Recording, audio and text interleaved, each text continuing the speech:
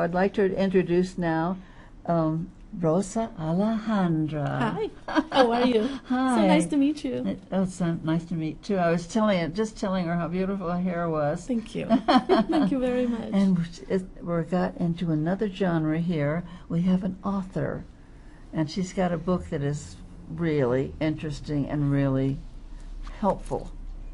Yeah, it's called the B.I.T.C.H protocol. Yes. And I didn't say anything bad at all. Yes.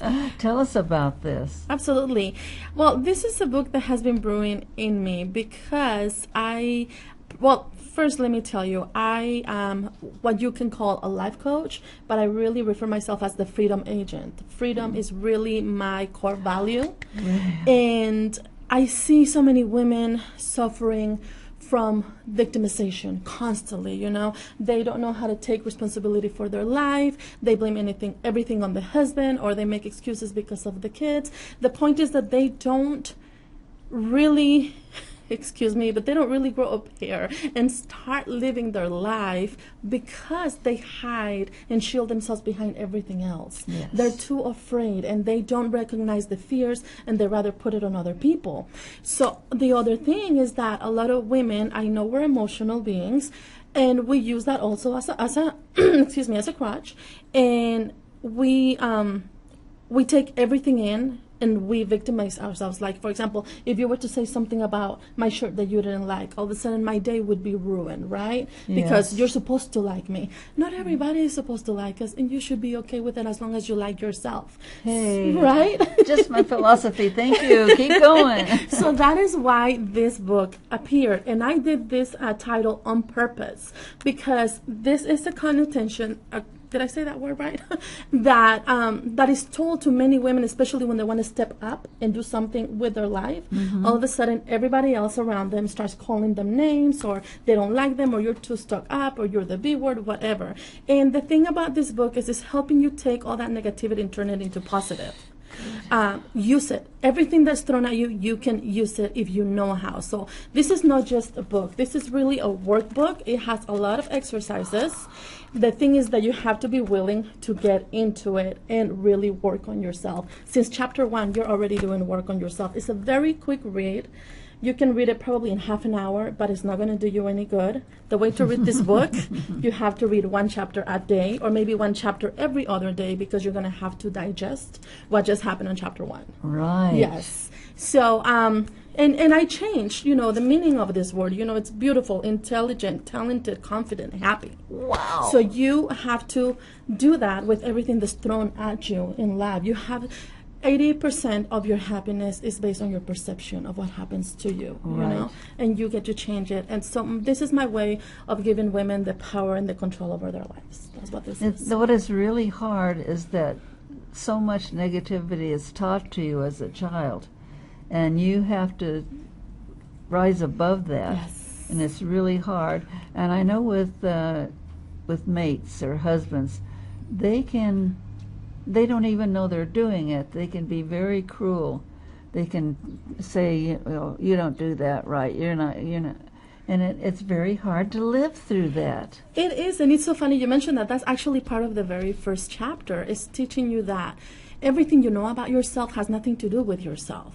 You were taught to be like your mother, and she was taught to be like her mother, and she was taught to be like her mother. So you get your very first, section of your learning, which is the core of your being when you're little. So that, you're growing to be someone that you're not, period. Right. You're someone else, right? Then you go to school, and now you get all these other paradigms from all these other people, and then you get your first relationship, and then you get all this other world thrown at you, and at the end of the day you haven't had a chance to really get to know yourself. So what I let women know in this book is, it is not your fault that you're going through what you're going through, that you're feeling the way you're feeling. However, if you're grown and you continue to suffer, then it's totally your fault. So that I want you to really dig in. Well, that's my hope, I should say. I want them to dig in and give themselves a chance. Yes. What really is hard about it is you can reach a point where you start blaming yourself. And once your idea of yourself and your confidence in yourself goes, you're not yourself anymore. You just go into a dark place.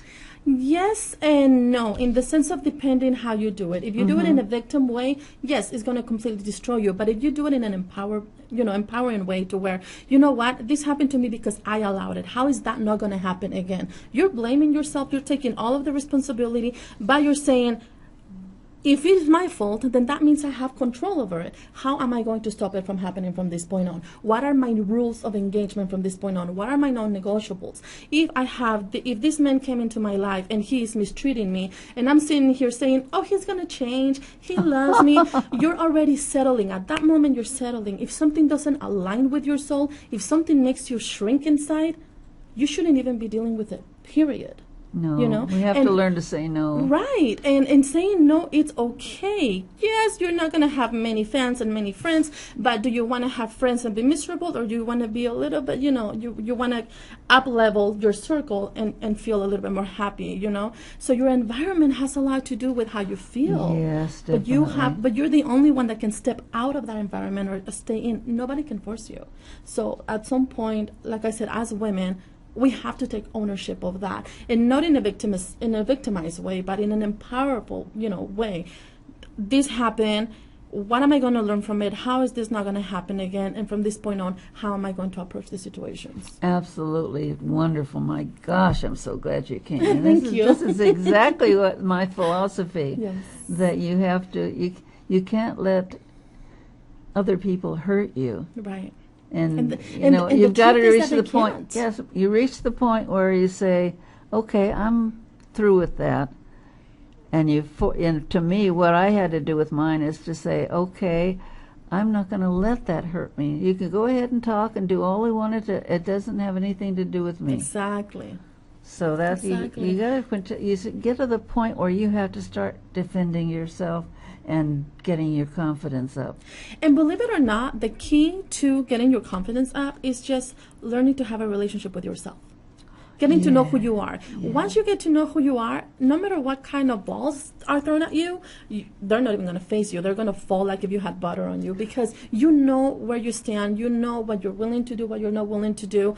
Things won't even bother you. Things that used to, oh my God, she said this.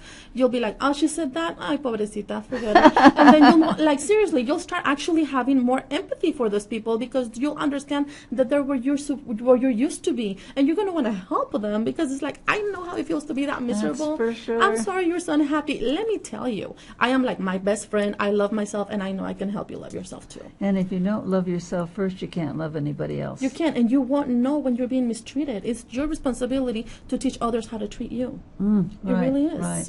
And so if you're being constantly mistreated, it's because you've taught them it's okay.